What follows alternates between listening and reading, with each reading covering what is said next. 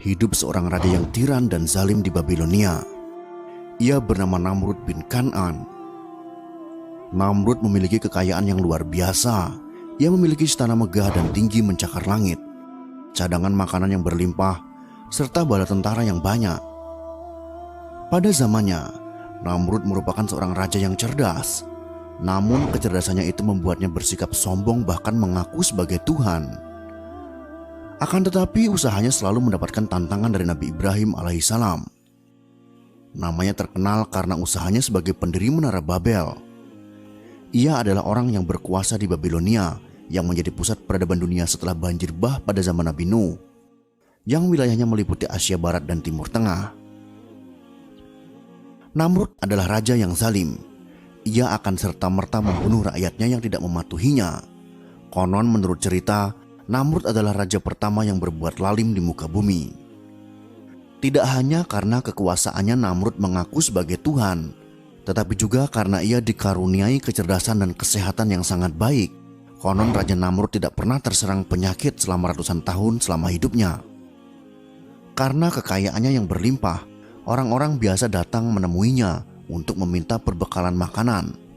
Karena itu Nabi Ibrahim datang bersama beberapa orang lain untuk meminta perbekalan makanan kepada Namrud.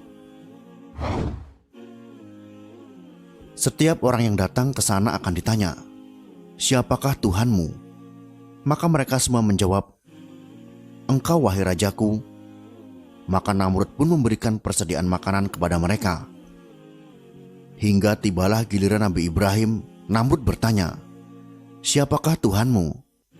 "Tuhanku ialah yang menghidupkan dan mematikan," jawab Nabi Ibrahim.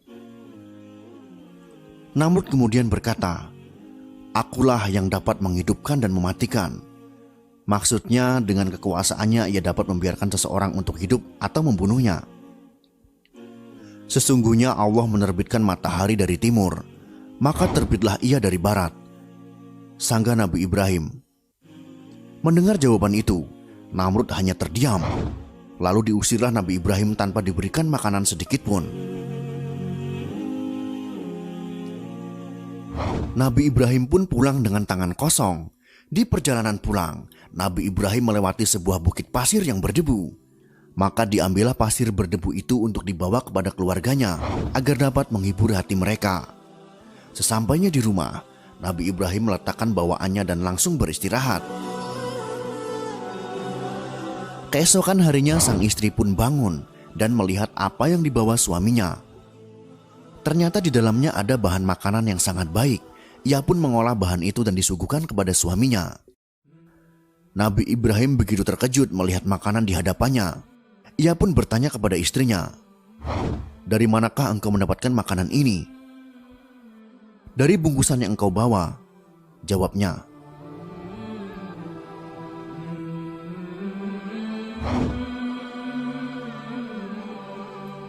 Nabi Ibrahim pun menyadari bahwa itu adalah rezeki dari Allah Subhanahu wa Ta'ala.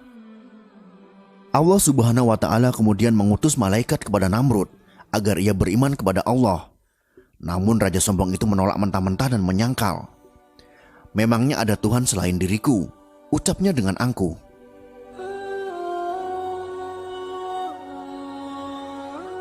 Malaikat pun datang untuk kedua kalinya. Namun Namrud tetap tidak mau beriman. Hingga datanglah malaikat ketiga kalinya, dan jawaban Namrud tetaplah sama. Maka malaikat pun berkata, "Kumpulkanlah seluruh bala tentaramu hingga 3 hari." Maka Namrud mengumpulkan seluruh tentaranya. Lalu Allah mengirimkan jutaan nyamuk menuju bala tentara Namrud. Saking banyaknya, mereka bahkan tak dapat melihat sinar matahari karena tertutup oleh gerombolan nyamuk. Nyamuk-nyamuk tersebut kemudian menghisap darah pasukan Namrud dan memakan daging mereka. Maka habislah pasukan Namrud, sedangkan Namrud tetap selamat. Lalu Allah mengutus seekor nyamuk untuk masuk ke kepala Namrud melalui lubang hidungnya. Nyamuk itu terus bertahan di kepala Namrud dan menyiksanya selama 400 tahun. Tak kuat dengan perihnya, Namrud akhirnya memukul-mukul kepalanya dengan tongkat kecil.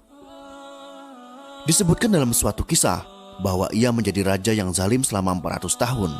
Maka Allah pun mengazabnya selama 400 tahun hingga akhirnya ia mati karena wasilah seekor nyamuk kecil. Begitulah Allah Subhanahu wa Ta'ala memberikan pelajaran kepada Raja Angkuh dan Sombong melalui seekor nyamuk yang kecil. Pelajaran yang dapat kita ambil dari kisah ini adalah kita sebagai manusia tidak ada apa-apanya. Kita tidak diperkenankan untuk menjadi orang angkuh dan sombong. Karena jika Allah ingin membinasakan kita, maka itu sangat mudah.